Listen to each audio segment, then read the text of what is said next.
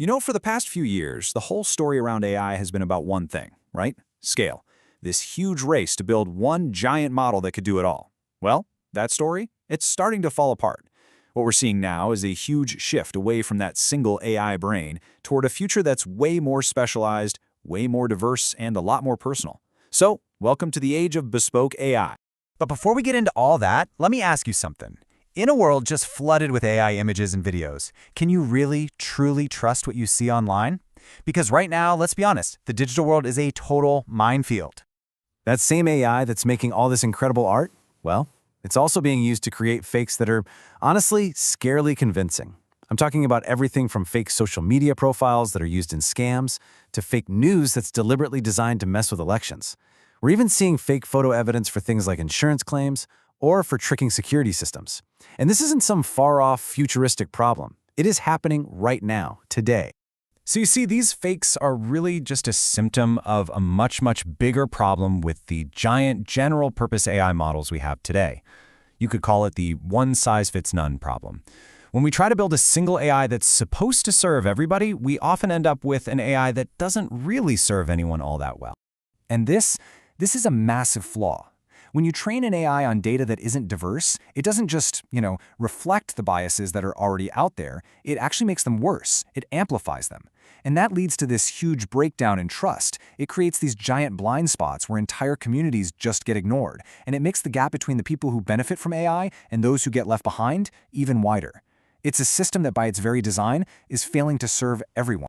Okay, so this begs the question, right?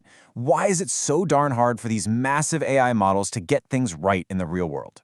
Well, it turns out the problem isn't just about the data or the bias. It's a fundamental blind spot that's baked right into their architecture. And in this case, bigger is definitely not always smarter. And yeah, that blind spot actually has a name. It's called the semantic control gap. And this right here is the absolute key. It's the gap between an AI's ability to describe what an object is and its ability to understand the physical stuff it needs to know to actually interact with it. It's exactly why an AI can write you a beautiful poem about a robot picking up a block, but the actual robot still fumbles and drops it. Think about it like this. An AI can look at a photo and say, yep, that's a red apple. Easy. That's semantic knowledge. But it has zero clue about how much that apple weighs, what its skin feels like, or how easily it would bruise if you dropped it. That's the physical control part. It's kind of like an art critic who can give you this incredibly detailed, beautiful description of a sculpture, but has no hands to actually touch it, or feel it, or move it.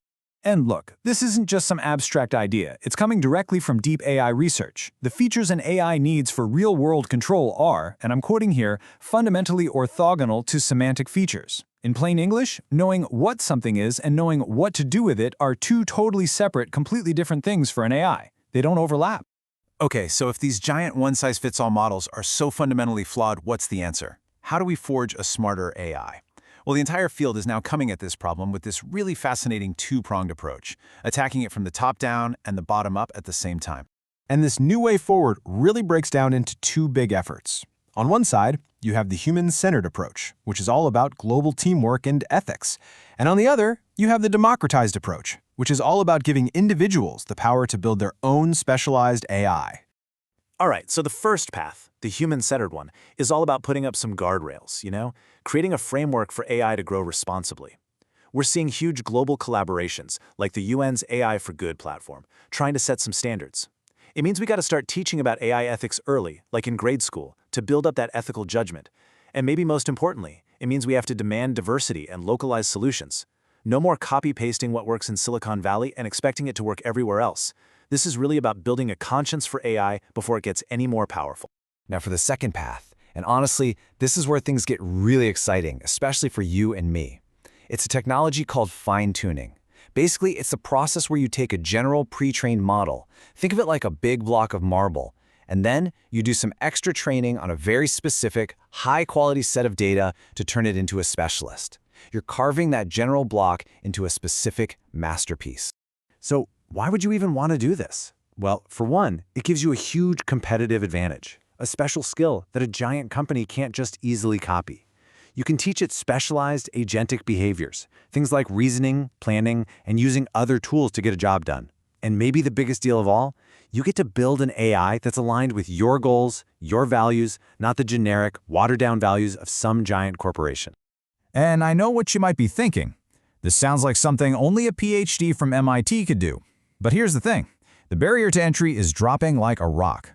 The basic process is you pick an open source model, find a great data set for the skill you want to teach it, and then use tools that are getting easier to use every single day to run the training. The point is, the power to create your own specialized AI is moving out of these elite labs and into the hands of way more people. To all of this, it brings us to a totally new paradigm. We're officially leaving the era of the one giant brain, and we're stepping into the age of bespoke AI. It's a whole new, vibrant ecosystem of specialized models built for a specific purpose. And the stakes here are, well, they're incredibly high. Just look at this number, 2.6 billion. That's how many people are still offline today. If we stick with the old way, the one-size-fits-all model, these are the people who get left behind, period. So having a diverse AI ecosystem isn't just a nice idea, it's an absolute necessity. So if you take one thing away from this, let it be this. The future of artificial intelligence isn't one big all-knowing brain. It's a million different, specialized ones, each one tailored for a specific job, a specific community, and a specific set of values. What we're seeing is a fundamental shift. We're moving away from the old model of general, monolithic AI that's centrally controlled and full of biases, and we're moving into a new era of specialized, diverse, and democratized AI that can actually be aligned with the needs of the people who are using it. You see, this isn't just about technology changing, it's about power shifting. And it leaves us with this incredible question, something that used to be pure science fiction, but it's now becoming very, very real. If you could build and fine-tune your very own AI, what's the first thing you would teach it?